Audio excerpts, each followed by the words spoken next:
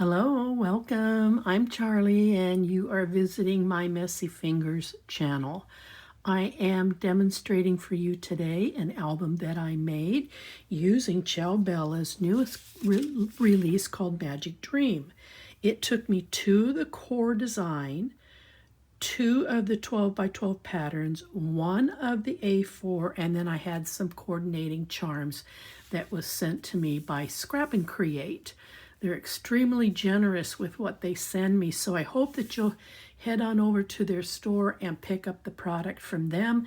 Down below in the description field, you will have all the links to everything with the exception of the lace and ribbon. These were from my stash.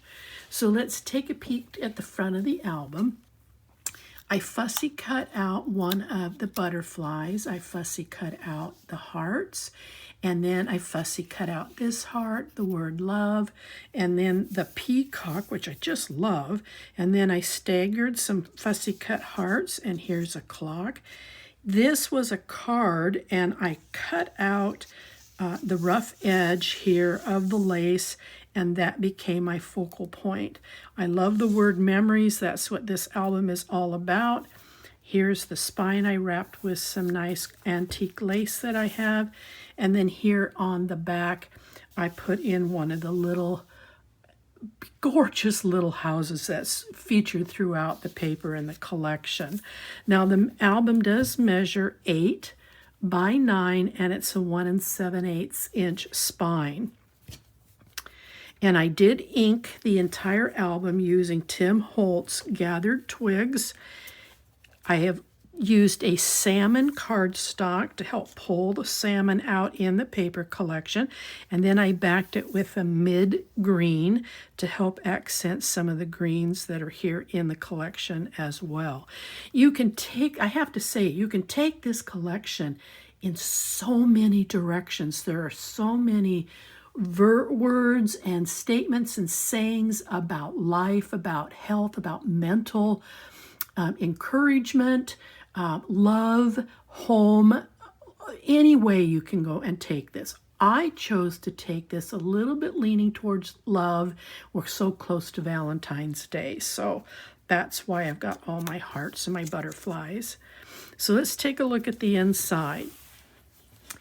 I am a fussy cutter. I love to raise things up off the paper so that it gives some depth. So I did cut this out, supported it with some lightweight cardstock, mounted it on some pop-ups, and then placed it right back in where I cut it out from.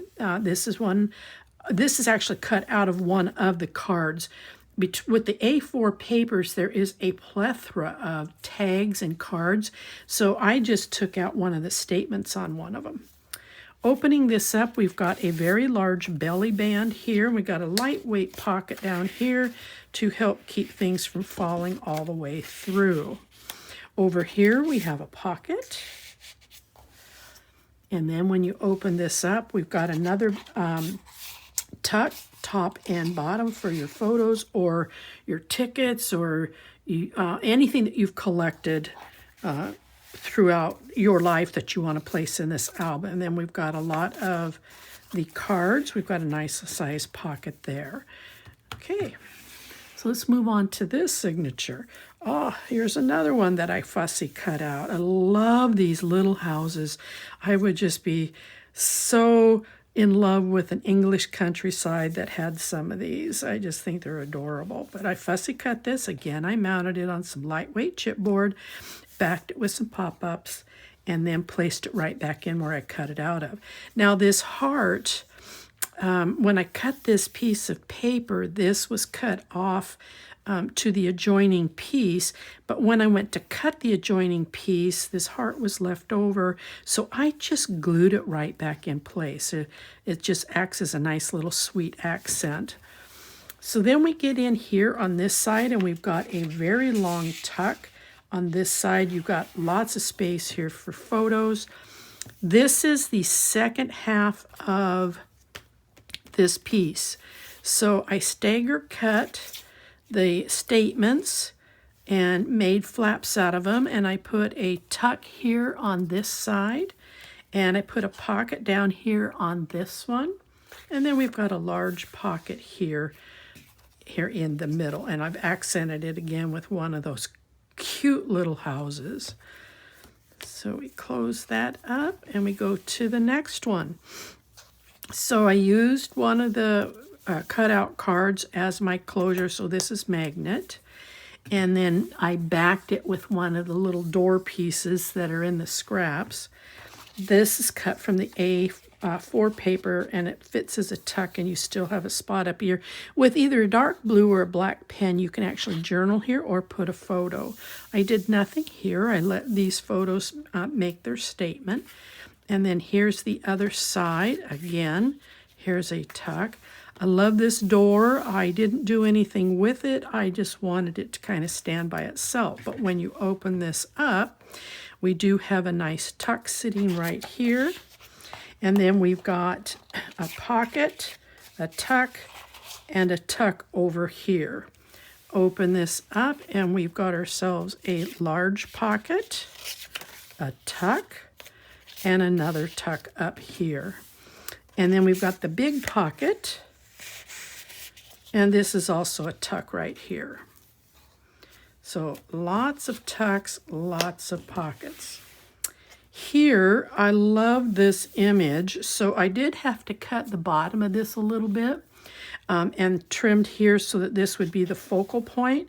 I used one of the really cute old homes as my closure. I did fussy cut out a butterfly and placed it over the butterfly that's here in the center so that it would act as another statement piece as the butterfly wings if you pick them up so they're not flat. Opening up this, I've got to get back here. This is the fan off this windmill. So I trimmed and cut this, and I was left with this piece. So I'm using it here. I'll show you here in a second. But here on the inside, we have another pocket. You open this up, and I created a small little tuck for some of the smaller items that are in the collection on the A4 papers. This is so beautiful. I just left it alone. And then we open this up, and we have another pocket. We have a long tuck and pocket here. You open this up, and we've got a pocket down here below, and we've also got a long tuck there. And then we have a long pocket diagonal, and then we've got another pocket over here on this side. Okay. Have to remember how this closes. There we go.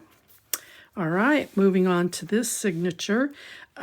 I love these poppies, and so I had some of these left over, so I fussy cut them out, and in no particular order, I just placed them on here with the other poppies, the original ones acting kind of as the background. You open this up, and this is the other half of this trim, but when you look at the paper, these two items are staggered. So I did trim this down so that I could get this full element here. Then we get inside, we have some large pockets on both sides. This has been cut out and raised and then set back in. When you open this, we have some tucks here, or you can put photos. This is also a corner diagonal pocket tuck. Here's another long tuck. Then when you open, this is a big signature, and then when you open this up, we've got a couple of tucks here, but this paper is light enough in color that you can actually hand journal on this, and I think that would be wonderful to tell your story. And then we've got some photo opportunities here and a big pocket, and I've been accenting with some of my lace. I forgot to tell you that. This is from my stash. Okay, and then we're going to close this up. And then the final signature over here, I did go in and very carefully cut this out, and again backed it on some lightweight chipboard and mounted it with some pop-ups so that there was a nice raised element here. When you turn this over, this is going to provide for some very large photos, and we've got a small tuck if you want to utilize it. These two flaps are the corresponding page on the left side of this piece here. So I did cut them out to make two separate flaps, and on each flap I did create a belly band that once again you can put some of the smaller items that are in the collection on the A4. And then on the back side I've created a tuck, but you can still put a photo in here. This is the other belly band, and here's the other tuck, and I love these houses. And then the last piece here, we've got a big tuck here for some of your big, larger items, and this is just stationery. So that is my album featuring Magic Dream. Now I will tell you that I had quite a bit of the paper left over, so what I did is I created a bonus item. This is going to be a 6x8 folio featuring some of the remaining larger elements. I put this tag here so you know this is the side you open it up.